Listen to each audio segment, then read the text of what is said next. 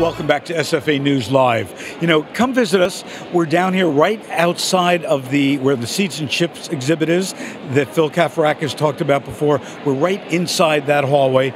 Come by and say hi, or you can watch us on the monitors, watch us on Facebook Live, watch us on YouTube Live, and also all of these interviews are being recorded and they'll be on SFA's website as well. With me, I've got, I'm very impressed, 2 Hall of Fame winners. You guys are going to get your awards tonight, which is great. Annie Chun. Annie, I've reviewed your products forever and a big fan, so thank you for doing a great job. And Steve Broad. And you guys have put together a new company. It's not totally new, it's a couple of years old now, but Gimme Health. Yes. So tell us about what are the products from Gimme Health. What happens after the huge success that you've already had? What do you do next? Yeah, thank you. Well, when we finished Annie Chun's, one of Anne's passions was to potentially bring products from Korea, having from her home culture. So seaweed was one of them. We were looking at ginseng as well, a couple of things. But we focused in on seaweed, and we wanted to, of course, enter the market in a different tact. So we decided to make seaweed organic. So prior, there was no USDA organic roasted seaweed snacks. But we went over to Korea, really worked with the farmers and our supplier to get all the certifications done and make sure all of that is done. So the seaweed now that seaweed was grown in Jonghun Bay in the southwest of Korea, where they don't allow any chemicals in the water, no boating in the water except for the small seaweed farmer boats, and no pesticides around perimeter land. And that they call Musang Gim, which is no acid Gim. So we converted to organic and non-GMO verified and started to market here. We really took a tact also to make it more friendly, futuristic, fun, relating to the kids and millennials, because a lot of the seaweed is kind of brought by Asian companies and looks Asian. Right. So, the target market is really the children. It's amazing how much the little kids, from toddlers to the millennials, just love seaweed. So that's interesting because years ago, the rule of thumb in food was never to have anything green, and especially for kids, unless it was candy, you wouldn't want to have green products. So now you're finding the kids really like seaweed. What is it about the seaweed? And obviously we know it's healthy and it's good for them, but what is it about the seaweed that makes it so kid-friendly? I think it's the taste and the texture. They really like the paper form of it. It's crunchy. And it's the umami, the amino acid, that really drives.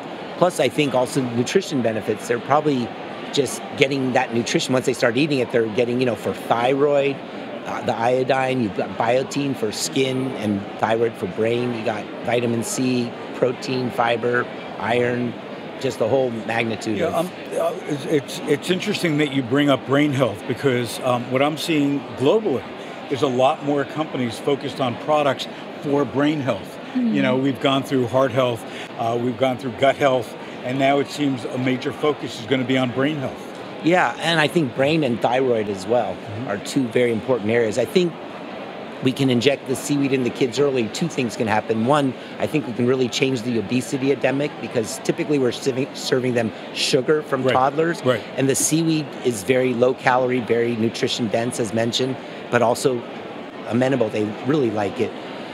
So that's going to, for long term, help brain. And as you know, with the aging population, Alzheimer's and the various mental health, I think this is going to be a very important food to kind of help reverse some of that that's brought on potentially by our current diets.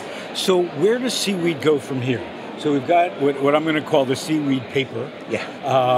But what are some of the other uses of seaweed that Gimme Health sees on the horizon for us, and the other products that could come from this? Yeah, well, I mean, there are a number. I think, there's different ways to work the seaweed, like potentially some people do like it with a little batter, like a tempura style.